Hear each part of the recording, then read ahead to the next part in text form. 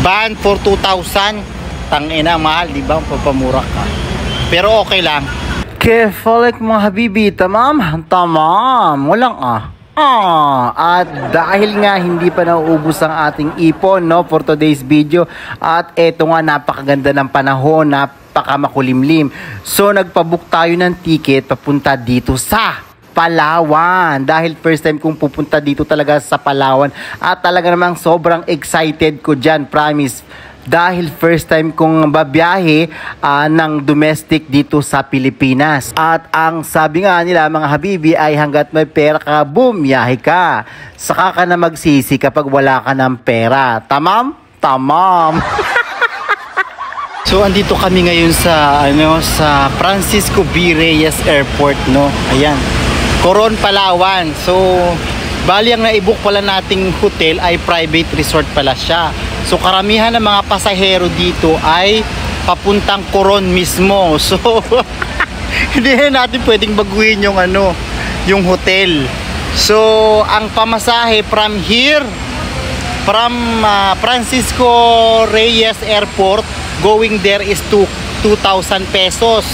So ngayon tinatry natin na tawaran to 1,500, pero unfortunately hindi siya pumayag kasi ang sabi niya is ban. Ito ang gagamitin, yung minivan, pero dalawa lang kaming pasahero. So lesson learned, yun nga, so kailangan kayong maghanap ng hotel malapit mismo dun sa Coron. Kasi itong hype na iTrip na to, yun ang binigay niya eh mura pa naman, so na-attempt tayo. So yun, wala tayong choice. Ban for 2,000. Tangina, mahal, di ba? Papamura ka. Pero okay lang. So yan, nandito pa rin kami sa airport ng Francisco Reyes. Kakain muna tayo, syempre. Ayan, nag-order tayo ng mamoy. Bisaya pala, si Madam Bisaya. Yes po. Magsalita ka lang, hi. Hello. Welcome to Busuanga. Coron. Coron. So DIY tayo ng sasakyan dahil medyo mahal yung van, 2,000 king ina. Okay. We are only 4 in here. Oh my god. Wrong booking of hotel. How are you, sir? Good. You are from where, sir? Canada. Canada. Okay. Welcome. Welcome to Busuanga, Coron, Palawan, Canada. Are you doing a YouTube thing?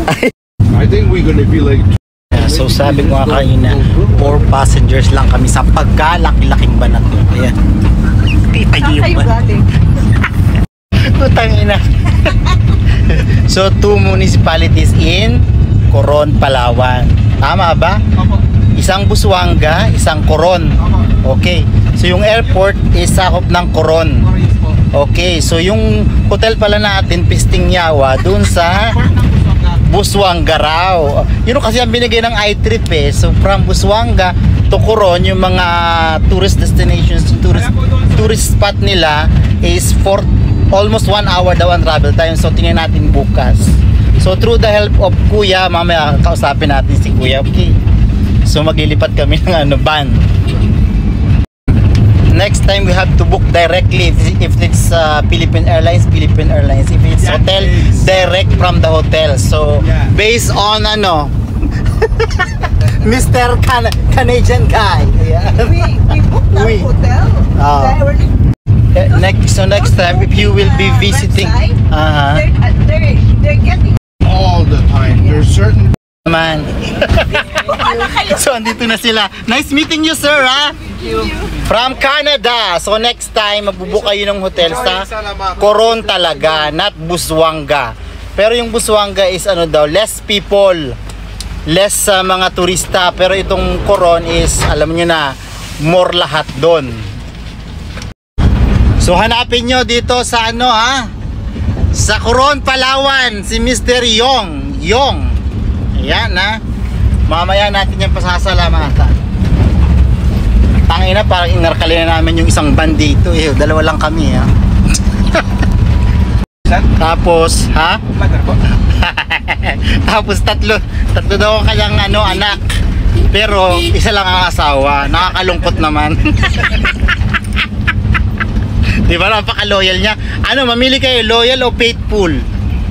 Gano'n na tayo kalapit, kuya? Yung? Mga ano pa po? Mga 30 minutes. 30 minutes from ano, dun sa gitna. Okay? So, bali, 45 minutes yata o 1 hour, no? 45 minutes. 45 minutes to be exact ang ating travel time. Ayan. Nakikita niyo naman, puro berde ang ating inaano, no? Dinadaanan. Diba? Berde, hindi puro berde ang iniisip ninyo. Umuuga-uga pa. Tamam? Narinig nyo, ang Palawan, Coron, Palawan ay very safe place. Okay? Walang mga ano, bugos-bugos. Okay? Walang mga nangaharang sa daan.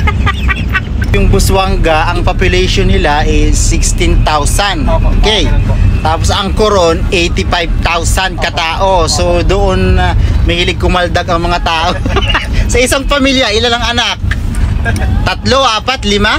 Maganon po. Wala namang inaabot na 12 basketball team. May iba naman po meron. Pero bibihira. Bibihira lang po. Bibihira. Ayan, narinig nyo sa kanya, ha? Expert yan. So, ayan. Side note tayo, no? Yung airport is nagbubukas ng 7:45. So, yung mga flights, okay? Tapos hanggang 4:30 PM lang. Everyday yon, kuya? Opo. Everyday. Ayan ha. So, hindi kayo VIP. 5 PM onwards, wala nang biyahe. So, hindi kayo anak ni King Salman. yung Kay Joel, si Joel. Oo. Ano sila, labing isa ata. Oo. Nandito daw yung mga vlogger na kupa. Huwag na tayo mag-mention. Doon sila sa Winston, ito pala yung tawag sa kanila eh. Boy Kupal. So nasa Winston, doon sila naka-stay pala. Sila Kupal. Yung pangalan ng ano nila. Ayan. Ayan, mayroon na binabasa yung pangalan, registered guest. Ayan, nakalagay. Magay ka, kuya. Eh po, Ayan, welcome to... Busuanga Village po. Ayun, tama.